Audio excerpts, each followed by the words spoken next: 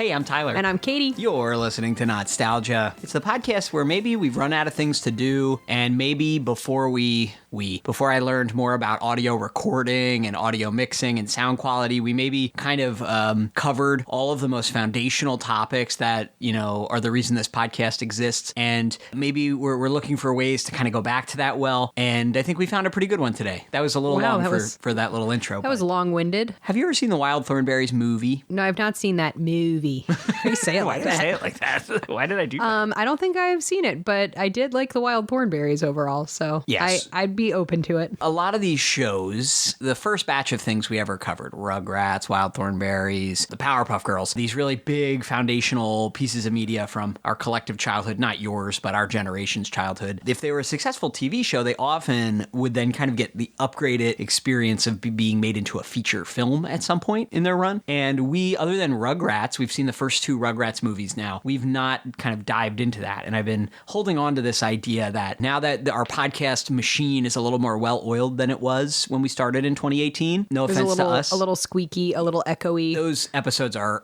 rough to go back. Like I've been going back and yeah, it sounds like we're recording in like a shoebox full of marbles. And it's crazy because we're in the same room we're in right now. It's just not just our gear, because we had okay gear sort of, but everything about it, mainly my editing I've learned a lot. So it's amazing anybody ever listened to those episodes. Thanks guys for sticking with us. Because when I go back to make little social media videos out of them now, as I've been kind of slowly plumbing through our back catalog, like I haven't listened to these since then. I'm appalled at times of like, I didn't know what a limiter was, so I didn't know how to make it so if there's one loud noise, that didn't dictate what the maximum volume of the file was. Like we might have a very quiet episode and then there's one really loud noise and everything has to be quiet because of that, because I had no freaking clue what I was doing. So my point is, these movies give us an opportunity to revisit some of these topics now that we know what we're doing and we have a larger listener base. A big boy editor. Big boy editor, yes. Okay.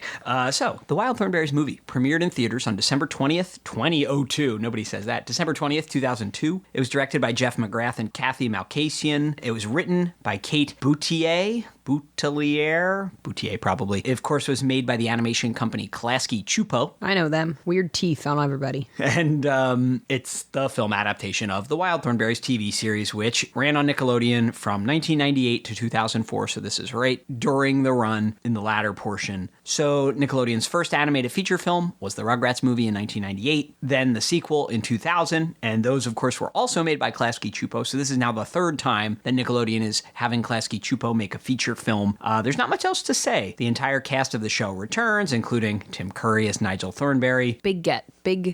Lacey Chabert as Eliza, Danielle Harris as Debbie, Flea from the Red Hot Chili Peppers as Donnie, and so on. They're all there. I have never seen this. Unlike the Wild Thornberrys show, which I showed you many years ago, where I had seen it and you hadn't, as is our usual MO. I've never seen this. We're going in blind. We are. It's like, what's going to happen. She's going to talk to animals. The animation's going to look a little more sleek. But yeah, neither of us have seen it. I saw Rugrats in Paris in theaters, though, which was 2 years before this. So unfortunately for me, looking back, I feel this way. I was 11 in 2002, and I think I felt like I had aged out of it, Yeah. I was getting to that point in my life where I'm like, I guess I don't need to go see the Nickelodeon cartoon movies. I didn't ask Now I am a man. Yeah, yes. I'm putting childish things away. And that was dumb of me. I should have gone and seen this. And you, Kate, you were uncharacteristically positive about the Wild Thornberrys when we did that episode way back when. It's one of the first examples, because it's from our first maybe 10 episodes, I think. That and Hey Arnold, where you kind of liked what you watched. I did, yeah. Infuriate any listeners or anybody out in the world. And I live to infuriate our listeners.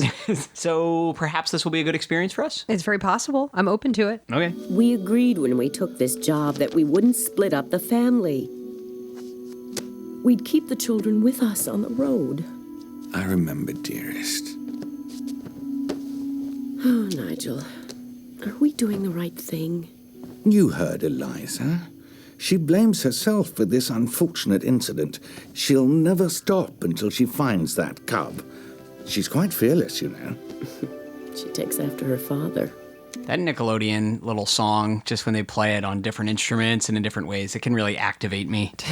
like a God. sleeper agent. He's crazed. Is this like vaguely aboriginal in nature? The Wild Thornberrys artwork always has some kind of Culturally appropriation-y situation. Yeah, it always has design elements like that. They travel. They're well-meaning. Here's a little intro for the parents and grandparents who've brought their kids to go see the movie and have never heard of this show before. Excellent. Eliza just told us what's up. Whoa. You didn't remember that she gained her powers because she freed a warthog who was really a shaman? What the hell? This is a good recap for me as well. I mean, this was 8 years ago that we watched this. Yeah. So, and you literally have not seen it since because you did not add this to your regular rotation. I'm a very different person than I was 8 years ago, you know? I think I would have really liked this show growing up because of all the animals in it. I was a big animal Well, kid. you wanted to be a vet as your earliest, what do I want to be when I grow up, right? Mm-hmm. Before you realized you were destined to be a podcaster when you grew up. The most prestigious, I'm doing important work, Tyler. This is the journalism. high barrier to entry type of career. Only a true genius like me can become a podcaster. I'll have you know, we made $30 from Meta last month, Kate. Anytime I can take Mark Zuckerberg's money, I'm great with it. I don't think you're supposed to be touching the animals like this. Eliza and Darwin riding an elephant. You know, it's interesting. This is like right around the same time Tarzan was out, got more talking elephants. That score did not have to go as hard as it did. Tarzan's great. But they're definitely trying to capture some of that same vibe. There's just something about Tim Curry's like wacko voice, you know? And they've added his extra British mum. They're generationally wealthy though, you know, right? She's I guess how casually else? referring to the estate. Right. How else could they afford this lifestyle? I do believe that Eliza is just allowed to walk off on her own though, by herself. You know, sometimes you're watching kids and they're like, I'm allowed to do that. And you're like, no, you're not. Yeah, they're lying. Yeah, she told her grandmother she's definitely allowed to go wandering. Yeah, she's telling the truth. I don't think her parents restrict her roaming, probably sometimes to her danger and detriment. I think you have Darwin energy. Darwin is a voice of reason. He will keep Eliza alive. Cheetahs are like real weird in captivity. You ever seen that? They have to have like a friend. You have to get them a dog. It's a whole thing. Very neurotic. Maybe it's because they're supposed to be out running. I think so. I like our zoo, but if you think too hard about it sometimes, it's probably like, it's probably not the best thing. Yeah, this child is way too carefree. Spoken like an adult. Spoken like a responsible adult. She was not supposed to go past the tree, and she was like, oh no, we're good. And now they're getting fired Now they're getting at. poached from a helicopter. There's like snipers up there. Yeah, baby, that's how chicken Nepo baby hunters do it. Way to go, little girl. You were too carefree. Nigel in the sidecar. It's so funny. He's a man who knows where his bread is buttered. Tyler. These guys in the helicopter are willing to kill this child. This little RV is really outfitted for all Every possible situations. What is the inflatable thing on the top? That's in case you gotta rescue your kid from a helicopter. Way to go, Eliza. That's all her fault. She literally has no one else to blame but herself. Yeah, she let that cheetah's little baby get abducted. She insisted, it is safe. Let me take him. Why do I love this mom's outfit so much? She's stylish. Okay, the parents are like, wait, they just learned about some of her adventures from the show, and they're shocked she spent so much time with these wild animals, so maybe their supervision is a bit lacking. What did they think she was doing all day? How are the kids going to school? Are they homeschooled? I think so, but it seems a bit lax. Why do I have the same outfit as Marianne? Yeah, God forbid they set a appropriate limit for Eliza. Oh my God, the mullet ponytail situation. The grandmom has suggested that Eliza go to boarding school to get her kind of out of this environment where she is always running around. Endangering And the parents her are life. like, are we doing the right thing? Like, what are we doing here? Yeah, it's a mature conversation. yeah. Of course, Nigel's mother can fly a plane. Of course she can. No, she's co-pilot. Okay. She's Still. just got the right gear. It's really important that you have the right gear, even if you don't know what you're doing. Kiss your unnatural wilderness girlhood goodbye. She's flying away. She's going to London. This is a kind of a fun twist, you know, like so much of the show takes place in the wild, you know, and you go to this expecting like, ooh, we're going to see more of that. So it's always fun when a piece of media surprises you. A fish out of water situation. Yeah, I think, Kinda like- Crocodile Dundee. Yeah, like a good story always surprises you. It's gonna get this like vibey little soundtrack. Well, yeah, they got to You know? sell a CD, right? The Wild Thornberrys, the movie soundtrack. All right, so here we are at this very posh boarding school. Here you go. Here's some good hijinks. Darwin has smuggled himself here. He's been peeing and pooping in that duffel bag for 72 hours. It's not good. All right, so now Eliza's talking to all the squirrels who live at the boarding school. This is not going to help her reputation here. Having like a new beginning. There's that girl who's talking to the squirrels. I do think that maybe Nigel and Marianne need to keep a little bit of a better eye on Donnie Thornberry. You know, He's like like, riding a what's he goat in the doing? Yeah. background. The music sting for Tom Jones's She's a Lady is now playing, which is a Needle- bit confusing because weird needle drop. Darwin has dressed himself up in a little schoolgirl uniform. Now we've got some wacky hijinks. Your classic food fight scene. Food fight scene that no one asked for. Do you think if a monkey like Darwin was really in this room, he might like rip someone's face off? Yes, would be a full nope situation. Oh my God. What? They didn't have the courage to do the scene. Spoilers for Nope. Yeah, hey. I feel like this whole premise of the show raises some alarming questions. If all animals are as sentient as the ones she speaks to, we just can't communicate with them. There's really a reckoning for how we treat animals, you know? Pigs, cows, Right. little chickos. What's the lowest form of intelligence she can speak to? Could she talk to a bug? Could you talk to a fish? Could she talk to an amoeba? I feel like all the things you liked about the show are not present right now. Yeah. You know, it's like, what's the opposite of the wild prairies? Like a posh boarding school. It's a good idea. So now all these like posh British girls are like, we have to have a letter writing campaign to stop poaching, which is great. It's like, I know that they're portraying her like stuck up roommate as the villain, but like Eliza's being absolutely horrible. She's harboring a wild animal in the room. He's like trashing the room. All right, now we're in some kind of like dream liminal space a la the Red Room from Twin Peaks. Eliza's like, okay, I see the cheetah cub that's missing. I know that it's alive, but she's being carried away on some kind of dream sea. Okay, now we see Shaman Nyambo. But he's a tree. Tyler, this is like a very trippy situation. If one of these private school girls woke up in the middle of the night and said, Shaman Nyambo's right, I have to go, I think they would be put into a psych hold. Eliza's having like a psychotic break. Yeah. She's like, I gotta find this little baby wildcat, and a shaman gave me a power. Also, do you have a credit card?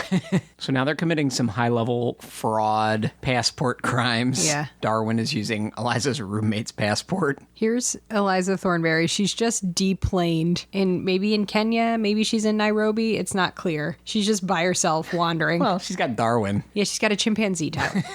Deeply, deeply unsupervised. Maybe she needs to do this in order to grow as a person, but very concerned. Did she traffic herself? Do they have to transport that RV to different continents? Yeah, I guess so. It's funny. I feel like sometimes these kids' movies, they have to like, the creators come up with an idea and they're told like, no, you can't do that. It's too imitatable. Here's a kid traveling internationally against her family's wishes discreetly. I guess it'd be hard to imitate, but it is imitatable. That little boy, Donnie, should not be near those baboons. They will take your finger off. Nigel Thornberry is kind of the most wholesome being to ever live. Look at him. He's so cute. The only time you're getting any chuckles is when he's on screen, I've noticed. Marianne does not give a These two just want to make their nature documentary. Yeah, maybe they shouldn't have had kids. Right? They're not great at... They don't seem like super interested in them. Yeah. You know? Like Eliza has been wandering the savannah by herself. Debbie's like clinically depressed. And of course, it's a once-in-a-lifetime experience for them to be raised like this, but also they're missing out on a lot of like socialization and formal education. What do you think Eliza Thornberry's up to these days? Is she one of those like Greenpeace people Yeah, who... she's on a flotilla. You think? She's one of those Greenpeace people who like chains themselves to stuff? I get that she's a really good person and is trying to help this rhino who's being attacked by poachers, but like those poachers will kill her, won't they? Yeah. Eliza's about to be stolen by this couple. All right, so these two people they encountered this wandering miner on the Serengeti, this little wandering child, and they were like, all right, either can get in our RV or walk. And she's like, I'm good. They're like, okay, bye. Okay, bye. Not like, what's your dad's name? Where is he? She is just wandering the Serengeti by herself. Debbie's trying her best. She's basically a single parent to Donnie Thornberry. She's telling him a bedtime story. Thank God the grandfather has arrived. Just old Nigel Thornberry. Yep, he's parachuted out of the sky. Look at her using the internet. Yeah, like Debbie does not want to be here. It seems kind of cruel and selfish to keep her here. Yeah, it's sad that Debbie is here. Like Eliza's happy to be here. You know what I mean? Like she's more than happy to be living in the RV, you know? Like I think they probably should let Debbie leave. I mean, it's too late. know? She's basically already done. She's cooked. too old. Can they read? Can these kids read? Are they doing like a correspondence course? I just worry about their education, you know? They made this little sidecar motorcycle definitely as merch, you know? I did like when Nigel was in the sidecar, though. They're not the world's greatest parents. They're probably the world's greatest nature documentarians, you know? I am enjoying the, like, ugly Klasky Chupo style for these extremely British grandparents. Debbie don't want to be here. Also, Donnie's just gone. He's disappeared into the forest. Yeah, Debbie is in danger. She can't talk to the animals either to talk her way out of this. Her motorcycle has crashed. Some warthogs just tried to kill her. Eliza, you're a dummy. Meanwhile, Donnie has contracted like 85 diseases. He's got tetanus. He's got rabies. Eliza's in real danger. Yeah, she's in danger. Dumbass. Meanwhile, Debbie has been sheltered. She's been picked up and cared for by like some villagers who like live in the forest. I feel like you're puzzled by this because it's a weird choice, but it's not like totally done in an inappropriate, like it's not racist really. They've had like a little cultural exchange, you know? She ate off that leaf. She gave them a waterproof Casio watch. What kind of depraved in their trailer? Is it just poaching stuff or like are there human skulls in here too? Eliza's gonna regret being able to talk to animals when she talks to this little cub that's been kept captive and tortured for a while. These are the most evil poachers in the world. They want to kill every elephant just for the sport, basically. Debbie is so starved for attention and like companionship and someone her own age that she's just happily talking to Bomo, who does not speak English. Eliza's about to get cigarette burned. And she's like, my parents don't even know I'm here. It's like, maybe... Way to go, Eliza. Maybe just lie and say they know where you went. We've got the young man from the village who is just willing to die for Debbie now. He's thrown himself on the poachers. This guy is about to throw Deborah in the ravine. I refuse to believe that Eliza would do this to save a human. Give up her special gift? Yeah, I refuse to believe that she would tell the truth that she can talk to animals and then, as a result, have to give up that special gift. She would not do it. She's a selfish little girl. She is. Damn. She jumped off a train because she saw a rhino get hurt. Yeah. Would you do that for a person? No. Meanwhile, Donnie's having the time of his life. He's loving this weird magical storm. All right, so we just got confirmation that her ability to speak to animals is totally gone because she went to go talk to Darwin and he was just like making chimp noises. All right, this is good. I was wondering what justifies this being a movie. You know, what makes this sort of special from the show? This is a big deal. I think she's the real MVP here. She's the glue that keeps this family together. How about Nigel? Nigel is amazing, but he's not a good dad. He is a caring and loving father, but he is not a good, consistent parent, you know? Every single piece of kids media has people about to go over a waterfall. Did you think that you would encounter more waterfalls growing up? I feared I would, but I'm glad I have not. So all these elephants are kind of coming to this valley for an eclipse. I don't know why. I guess it's like a legend. But they're going right towards that super electric fence that's going to kill them all. All right, so continuing on our theme with A Bug's Life, the real message is like you too can have a special power if you just like give a about things and care. So we like it. And the message came from Debbie, the glue that holds the Thornberry family together. I hope Debbie gets to go to like a nice college. I hope she gets to go to like Smith or something. In this show, women have to do everything. They literally have to do every single thing. Marianne. She's driving the bus. I do like when she drives the motorcycle and he's the sidecar though. Boko taught himself how to drive. Yep. This movie's like, you thought the stampede scene in The Lion King was traumatic. What if all the elephants died? Every single elephant. Because these poachers are just pure evil. How the hell are they going to get out of this? Is Nigel going to grow to 30 feet tall and save the day? No, she's going to steer the elephant. Remember? What? Remember how she learned how to steer the elephants? I don't remember. At the start of the movie, she was riding on a little elephant. And it was like, if our moms want us to turn, Oh, yeah. they give us a little nudge. Come on, Tyler. It was Chekhov's elephant turn. They're also blowing this mountain to smithereens. Yeah, why does she need to know how to talk to them when she could just gently kick them behind their ear? It's almost as good. I hope Debbie just shoots this poacher guy. What's his name? I have no idea. Brock. Oh my God. See, look. All right, he just pushed her straight into a waterfall. Debbie should be strapped up. She should be strapping. She should be packing heat. Somebody's got to protect this family. Uh-oh. The elephants have the gun now. Oh, his name is Sloane. These people are forgettable. Yeah, she's going to get her powers back because she helped an animal. Now she's just going to help animals so that she can keep her power. So Eliza broke the rule, but this guy's like, yeah, I'll give him back to you. I mean, Eliza needs to bring Shaman Minyambo back with her. He can, like, if he has all these magical powers, I feel like he could solve a lot of issues in the world. Nigel's going to curb stomp this guy. I bet you Marianne does carry a gun. They're not even the least bit mad. Debbie's had a whole adventure that no one knows or cares about. She's seen a completely different culture. She's made a friend. Has Eliza ever made a friend? A human friend? No. Nigel's like, what the hell? Pulpit, did that elephant give you a medal? Again, Nigel, super loving dad, super caring dad, very supportive dad, but like maybe a few rules and boundaries. Remember, this whole adventure started because Eliza did not listen. She did not listen. And had to go take these little cubs out to play in poacher land. What if that cheetah just bit Eliza's face off? It was like, you did not listen and my baby got kidnapped. I don't like Eliza's teeth.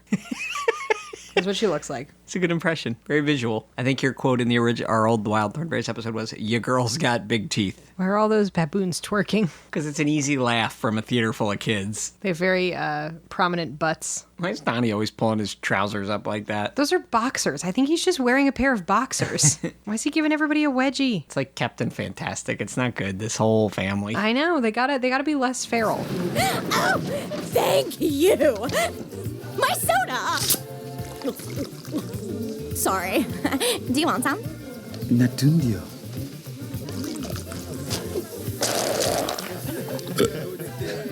Delicious. I'm really late for the whole finding my sister thing. Oh, makelele, nini. It's pretty cool, huh? And it's waterproof for up to 3 feet. Hey, why don't you keep it? Ozo peso yo, guy? Oh, and thanks for the skirt. You did give me this, right? Boko, give Debbie. Debbie give Boko? Yeah!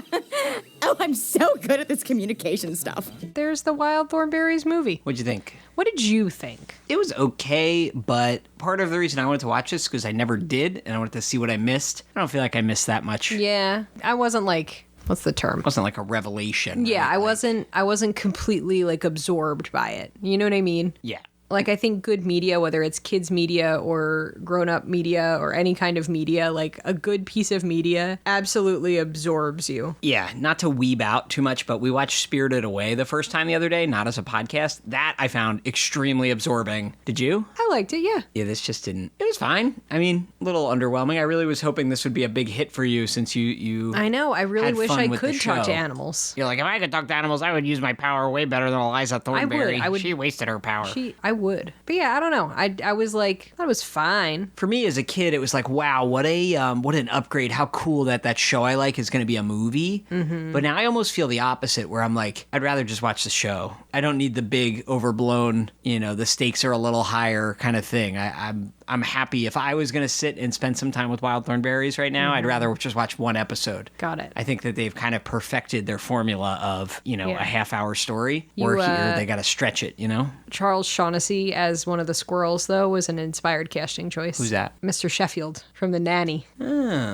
Oh, the British squirrels at her boarding school. Yeah, I mean, it's I can't find any major faults with it. It's a good idea. No, yeah, it's Put her fun in posh to- boarding yeah. school, have her lose her power for a while. I kind of feel like they should have had her lose her power for longer. Agreed, She was agreed. without it for like 10 minutes, it felt like. And she was so sad. Like that could have been the whole plot of the movie, is Yeah, that she loses her agreed. power right away, Yeah. And maybe she didn't deserve to get her power back, but you can't disrupt the status quo of the show. It's not like the finale. Yeah. Sometimes they'll make a movie like this at the end. This is in the middle of it all. I wasn't especially moved by it. And I Yeah. kind of wanted to be. Yeah, I agree. But I don't like that classic Cupo animation either. Yeah, you're never going to be a fan of that. I don't like seeing them seeing them what? just be.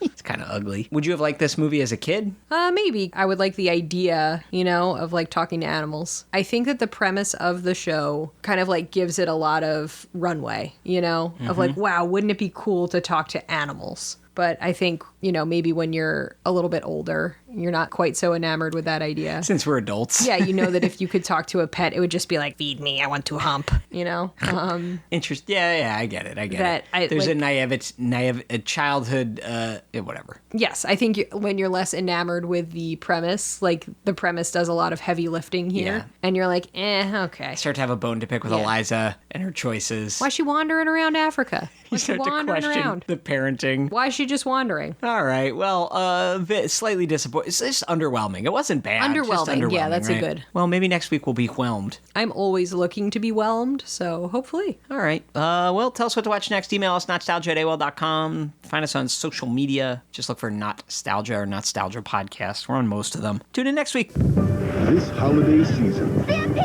something untamed, something unbelievable, I can talk to animals. My butt's gone to sleep.